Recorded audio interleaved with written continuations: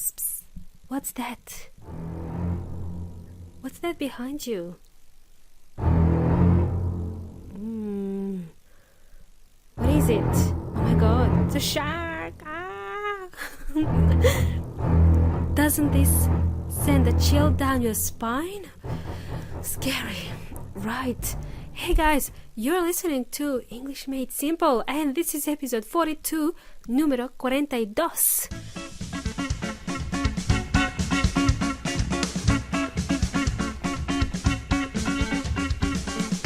Hey! Thank you for joining me, guys, once again. My name is Milena, and you guys are just awesome. You're my awesome listeners. Did you enjoy the last episode? Did you like the title of the last episode? When Animals Attack. Wow. Scary. Only in Australia. It was one of the most popular episodes actually for English Made Simple. I guess people are really curious about dangerous animals, the predators, living here in Australia. By the way, that introduction in the beginning was a soundtrack from the movie Jaws, and it was a 1970s movie about sharks, a movie made by Steven Spielberg. I think he directed that movie. But enough about sharks, okay? Enough about sharks. How's your weekend going so far? My weekend has been quite busy. We had a public holiday here. It was on Friday. Public holiday is feriado in Spanish. And this morning, early Sunday morning, we had something called daylight savings time. Daylight savings is a term used to describe when we adjust our clock, when we change the time on the wristwatch. This morning we moved the clock 1 hour forward. So this is called daylight savings in English. The days should be longer now. I think in Spanish it's called cambio de hora or cambio de hora por horario de verano. Actually, I really don't like moving the clock because it stuffs up my sleep cycle. It just makes me more tired and sleepy. It will take me about a week to adjust to my new routine. I get the same feeling when I fly and, you change time zones, the same feeling of jet lag. Right, so we had a public holiday on Friday because of the AFL, stands for Australian Football League. The Australian Football League is an Australian sport. I don't think anyone else in the world plays it. And I still don't understand the rules of the game. It's a bit complicated for me to understand it. It seems like the sport doesn't have any rules. I just see a lot of guys running around. That's it. But the sport is quite popular here in Australia. People here are very passionate about it, and the sport is very popular here. Now that we got that out of the way, I would like to get on with this show. In this episode, I would like to talk about two verbs that can be slightly confusing to English learners. People often get confused when they think about using the verbs come and go. Guess what? Both are irregular verbs. So the verb come, venir, in Spanish, venir, past tense is came, participle come. The verb go, or ir, in Spanish, past tense is went, and participle is gone. Both are irregular verbs. What is the main difference between come and go? Well, my students often get confused when to use come and when to use go in their sentences. Whether we use go or come, it all has to do with perspective and position. The main difference is that go is used to show movement away from the place of the speaker, and come is used to show movement toward or in the direction of the speaker or a listener. Let's keep it simple. Think about here, aquí, and there, ahí. Go is often used together with there, ahí, to indicate a location away from the speaker, okay? And come is often used together with here, aquí, to indicate a location close to the speaker, okay? Go means there, come means here, right here. We use the word come when we are talking about joining the speaker, wherever the speaker may be. Let's say Julio is the speaker and Julio is organizing a party. Julio is inviting his friends to his party. He says, "Hey guys, I'm organizing a party this Friday. Can you guys come? Can you guys come to my party?" Julio is the speaker and he's inviting his friends to come to his party. Another example, I am going to London for a few weeks. Would you like to come and visit me? In this case, I am the speaker and I am inviting you to come and visit me.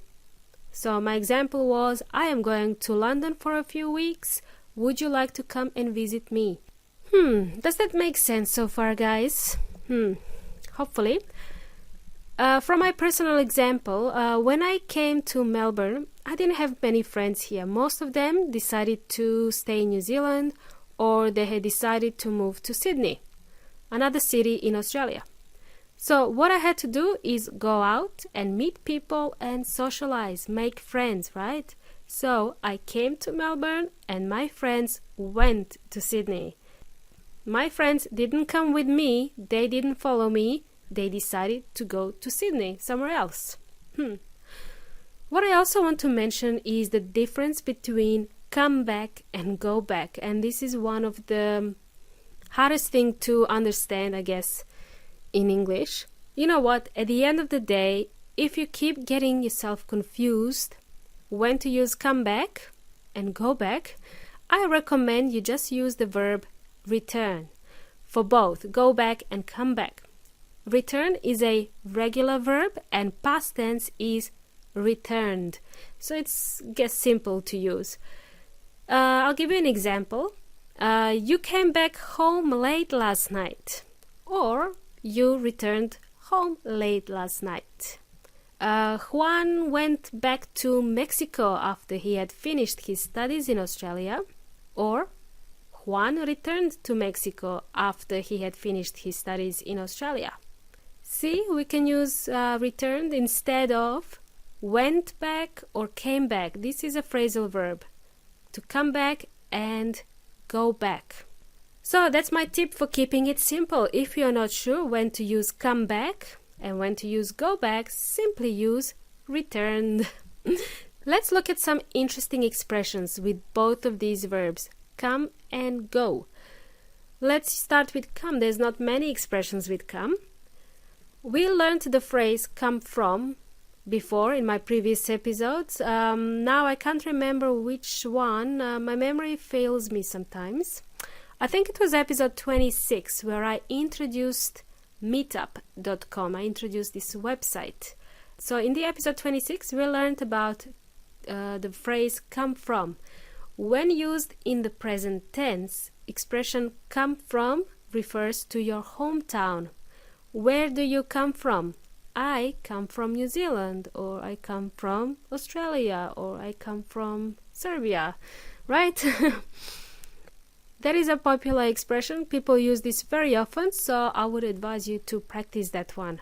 Where do you come from? I come from, and say your country. Okie dokie, let's continue. The verb go, to go. Go is a very versatile word. In my opinion, it's used more often than the verb come.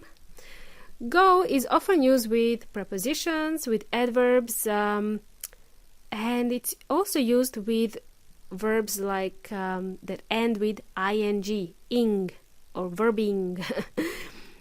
So, for example, go is often used with the preposition to. Go to bed, go to the cinema, go to sleep, go to a concert, go to church. I don't know. Well, there is an exception with this phrase. The exception is when we talk about home. We don't say go to home. We say go home. Go home. I'm going home. We don't say I'm going to home. That's the only exception here. So go is also used with adverbs of place and direction. It is also a phrasal verb. Go, for example, please leave me alone. Go away. Go away, 2 words. Go away, leave.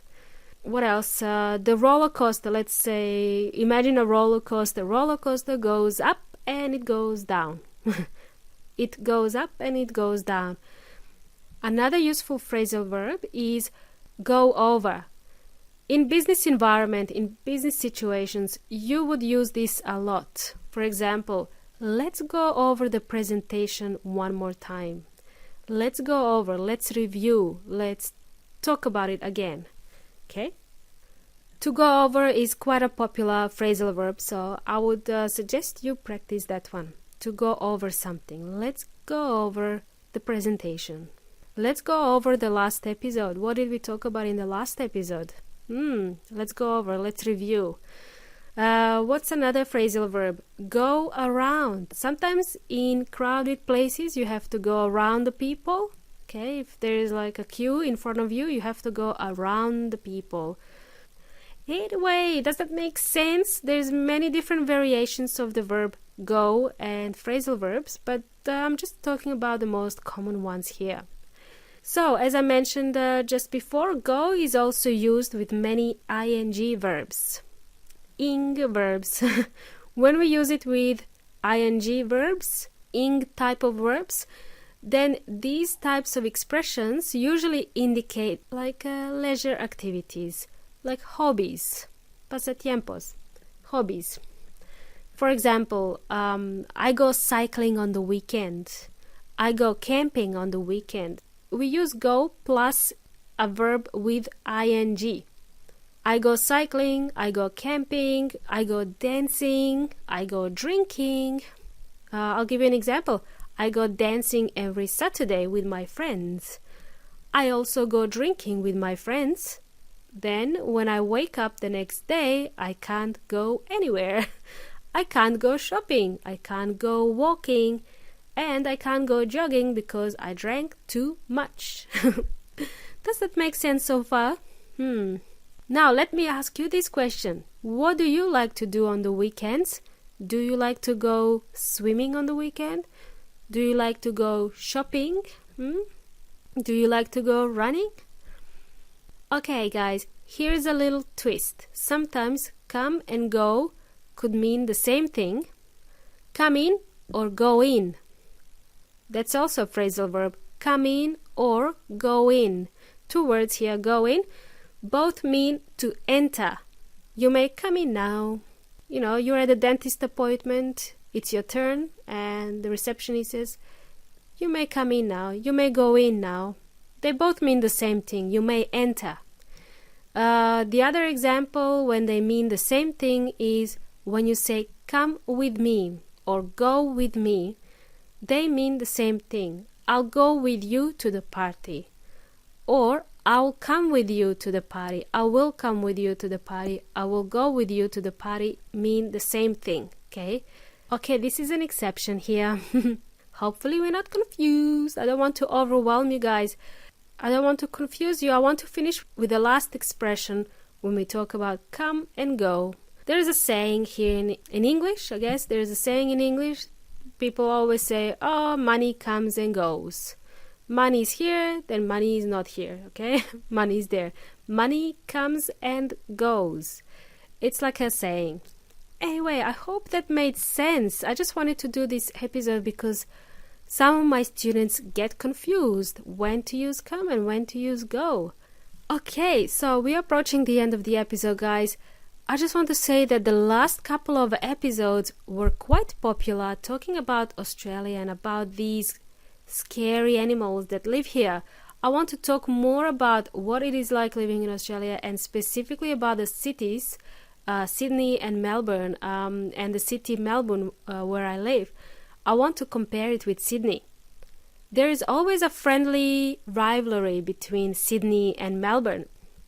So in the next short and sweet episode, I want to talk about Melbourne and Sydney, and I will answer the question from Carlos, who posted the question in my Facebook group.